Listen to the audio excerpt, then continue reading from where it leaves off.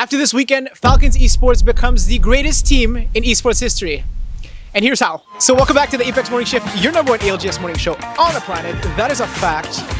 Verifiable? Probably not. Yes, no, Probably yes not. it is. So on Sunday, regional finals were played for both EMEA and North America, and it was so very entertaining. So let's get right into it. Starting with the EMEA regional finals, the 20 teams went the distance in 9 games, with FaZe Clan taking first place. Damn! Woohoo! Now, for those of you looking at the standings and wondering, but Alliance ended up with the most points, not FaZe Clan. But why is FaZe Clan the one winning? That's because the regional finals are played under match point format,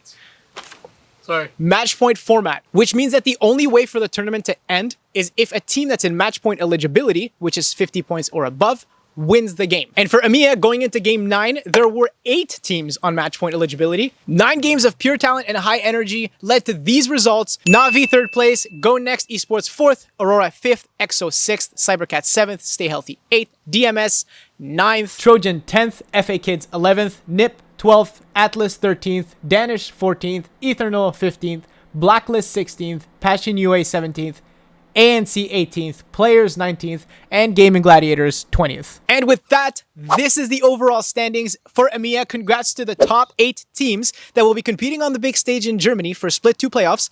Alliance, FaZe Clan, Gaming Gladiators, Navi, Go Next, Passion UA, Trojan, and EXO Clan. Woo! So we will be seeing you guys there. No, we're not. EXO Clan with a redemption story is awesome to see. During Split 1 playoffs, they missed land by just a few points and redeeming themselves with Split 2. So it's amazing to see KSwinnie, by the way, with 10,000 damage in the regional finals. That's huge. Top damaging, top fragging. It was awesome to see. You can see that he was hungry to make it to LAN. Congratulations to EXO and congratulations to the other teams that also made it. Now for the teams who did not make it to LAN, Aurora and NIP, NIP. Oh, shit. Wait, they didn't make it? They didn't make it. So Nasuke didn't make it. Aurora didn't make it. Nasuke's over there. I'm talking about Aurora. Aurora didn't make it, no. As for North America, I mean, we all saw it coming. We all predicted it. But the way that it happened was something else. Falcons Esports, imperialhal, Zero, and Gen Burn close out the finals in just 5 games, which ties the record for the quickest finals, by the way, which secured them first place. But since the teams have to play at least 6 games, Falcons were like, well, we already won, so we're going to sit out game 6. So instead of having 20 teams in the last game, there were only 19. Now, for those of you wondering, Keanu, how does that make them the greatest team in esports history? We'll get to that in just a minute. So looking at the results for the regional finals, we have Team Falcons winning first place, NRG 2nd, TSM 3rd, Moist 4th, LG 5th, Furia 6th, Liquid 7th, Bleed 8th, SSG 9th, Oblivion 15th, Fluffy Aimer 16th, Pioneer 17th, Temper 18th, Flat 19th, and Weave 20th.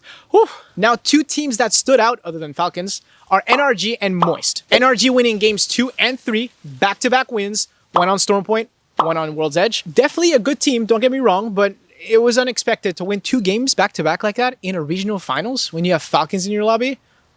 Oh my god. Moist winning the 4th game, which was really huge for them. These were 2 teams that were on the edge of the top 12, so going into the regional finals, we weren't sure if they were going to be able to handle the pressure and grab enough points to make it in that top 12, but they did. Those wins allowed them to secure that top 12. And speaking of that top 12, I said top 12 a lot right now. And speaking of the top 12, congratulations to these North American teams for qualifying for the Split 2 playoffs in Germany. Falcons, TSM, Furia, LG, SSG, Bleed, Liquid, NRG, Not Moist, Complexity, Pioneers, and C9. Woo! Now, looking at the bottom teams, it hurts to see E8 not make it. But as Zach Mazer mentioned in his tweets, E8 went from placing 19th on the 2 first days of Pro League to almost qualifying for LAN. So almost completed the comeback. So as heartbreaking as it is, they definitely put in the work and proved themselves to the world. On the plus side though, thanks to their performance in Split 1, they still will attend Championship, the ALGS Championships. So it's not too bad. We have that to look forward to. But taking a look at these overall standings, Falcons finished the split with 149 points. Wait, that's gotta be a record. It actually is a record,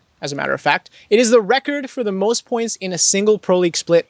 So congratulations to the Falcons. Unbelievable. We've never seen a team like this before, especially for a new team. Also, Hal, Zero, and Gen Burn finished in the top 3 in the overall kill leaderboard for the split, which is insane. Now, don't get me wrong, they did have their difficulties, especially with the change of meta that happened mid-split, going from the Bloodhound meta to the Seer meta. And as their coach said, I mean, I thought Hal was going to be a lot better at Seer, and I thought Jen was going to be a lot worse at Seer. But it turns out Hal's pretty good at Fuse, and Jen's pretty good at Seer. Really, if you were trying to make a lineup of the best 3 characters you could right now, that's how you'd have to stick them together. I mean, anybody that's watched our scrims, not so much on match days, but mainly just watching us burn through different characters, test different stuff in scrims, knows that it's definitely a trial and error process. I mean, nothing ever works out right the first time. We all thought Hal was going to be better on Seer and Jen on Fuse, but the opposite worked out better. But most of all, Hal and Zero were able to put their differences aside, put their rivalry aside, put their egos aside. Well, I don't know if the egos were put aside.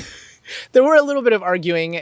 If you guys watch scrims and other tournament days, You are actually giving me Can you shut up? After every game, you're actually hindsight king. Well, I told you we could see it when we were in the car. Holy fuck, shut up. there has been a little bit of a Locking horns. yeah. Hal moving away from the IGL role, picking up the frag role, and focusing on his mechanics above everything else. Now, even if they were a new team, their experience and confidence combined together allowed them to adapt to anything that was thrown their way, proving why they're the best to ever do it. I just glaze these guys like crazy. But am I wrong? Let me know down in the comments if you think that Falcons will perform just as well against the other best teams in the world, like Fnatic from APAC North, Legends Gaming from APAC South, and Alliance from EMEA. As for me, that's it for today's episode. If you enjoyed, make sure to turn the notifications on. New episode every Tuesday.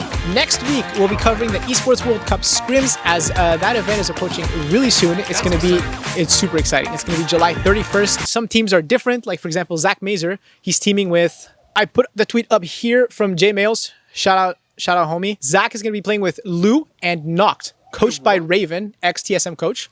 What happened to Dropped? Dude, I don't know. This team... Dro- There's 3 players Shubi? from like different teams playing together. But those are some details that are going to be talked about in next week's episode. So I'll see you guys next week. Like and subscribe. Peace. The only reason they're becoming the best team is because SSG was dumb enough to drop their coach. Ho ho! Hot take, but not hot. You know what I'm saying?